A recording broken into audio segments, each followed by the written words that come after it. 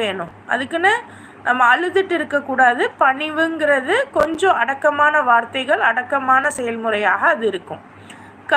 கருணை அப்படிங்கிறது அந்த அந்த மாதிரியான ஒரு லவ்வோட இருக்கணும்.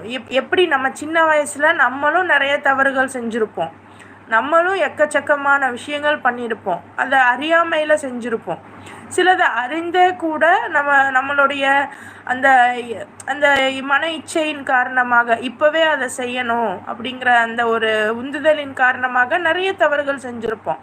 அப்போல்லாம் அவங்க நம்மளை எப்படி பாசத்தோடு வளர்த்தாங்களோ, மன்னித்து நம்மளை நல்வழிப்படுத்தினாங்களோ, அந்த மாதிரி இப்போ நம்ம வளர்ந்த பிறகு நம்மளுடைய தாய் தந்தையரை நல்வழிக்கு கொண்டு வர வேண்டியது நம்ம பொறுப்பாக மாறிடுது. ஸோ அதை இறைவன் சொல்கிறான். அடுத்து 25வது வசனம் பார்த்திங்கன்னா, உங்கள் இதயங்களில் என்ன இருக்கின்ற